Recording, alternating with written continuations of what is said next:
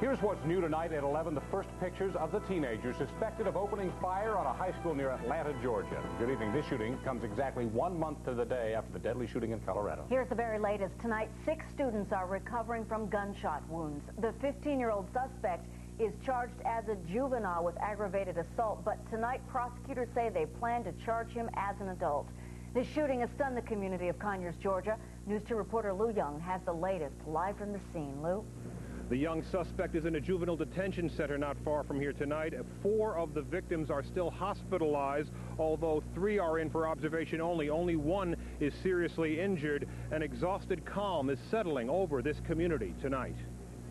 With Heritage High School still a crime scene tonight, the local school board met as scheduled under a palpable sense of relief. People in this suburban Atlanta community started the day with images of the Littleton, Colorado carnage in their heads.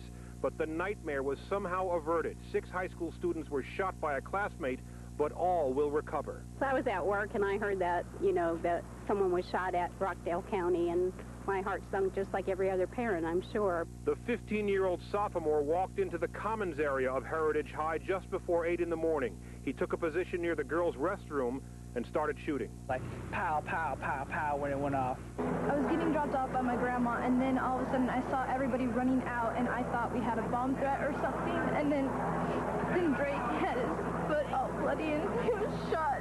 He carried 2 guns into the school, both .22s, a handgun and a rifle with a shortened stock. People who know the young man say he just broke up with a girlfriend, was distraught, and told at least one person he had no reason to live. At the end of the shooting, he put the handgun in his mouth as if to commit suicide, but stopped when an assistant principal approached him. He broke down in tears and surrendered to the principal, begging for forgiveness. But tonight, the local district attorney is not in a forgiving mood.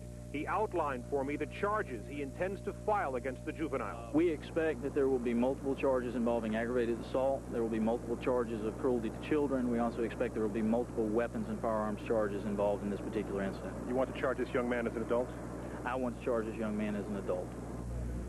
That will likely come at a hearing set for Monday. Now, tonight, some of the victims are speaking out for the first time. As we mentioned at the top, all will recover, but none will forget what happened today. I saw it pointed at me, but I really couldn't do anything about it. I don't think he was aiming for me. I think he was just randomly firing. He had a gun, like a rifle, black rifle, down by his hip, and he was just pumping, just firing away. I got outside and just talking to a couple of my friends, and we couldn't believe what happened.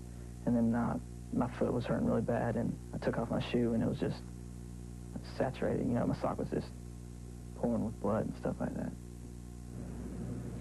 Because of what happened at Littleton, the police spent a lot of the day looking for bombs in the school. They didn't find any. They did detonate 2 suspicious packages that were ultimately harmless. We're told all schools in this district will be open tomorrow except Heritage High. Heritage High will be open on Monday. We're live in Conyers, Georgia. Lou Young, News 2. All right, thank you, Lou. Tonight, 1 month after the Columbine shooting, President Clinton flew to Colorado to meet with family members of those massacre victims there. News 2 reporter Drew Levinson standing by live in Littleton tonight with what the president said. Drew? Well, Stephen, it has been a month since 2 students walked into Columbine High School, opened fire, and killed 12 students and 1 teacher. Since then, this area, this community, has been in mourning. Today, President Clinton was here to comfort them. On the day of another high school shooting, the President and First Lady came to Colorado to console a community still reeling from its own high school tragedy. We know somehow that what happened to you has pierced the soul of America. Mrs. Clinton also addressed the group of area leaders, rescue workers, and students. And to promise ourselves that we will do everything we can to prevent it from happening anywhere else. Before the speeches, the Clintons met privately at a local church with the victims' families. There's changes need to be made, and I told them, if we don't change them now, we might not never get a chance to change them. Shoal's son Isaiah was one of the 13 people killed April 20th when Dylan Klebold and Eric Harris opened fire at Columbine High School. Patrick Ireland, the student seen here being pulled from a second-story window by police, attended the president's speech. Mr. Clinton told the Columbine students they can set an example for the rest of the country by building a nation of less hate and distrust. Many of the students agree. I think we already are an example to the country, and it's just up to us to carry on that positive effect that we've had. And since the Columbine tragedy, President Clinton has lobbied for stricter gun control. So on this day of one school shooting and the memory of another, the Senate approved a measure tightening the nation's gun laws. Dana? Okay, Drew, and the Senate vote on that. They approved the measure 73 to 25 today.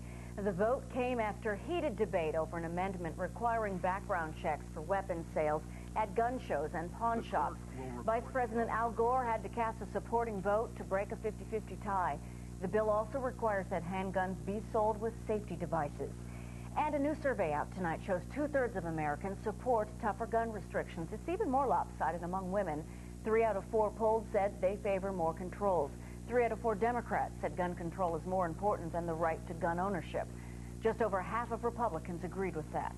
The poll was taken before today's school shooting in Georgia.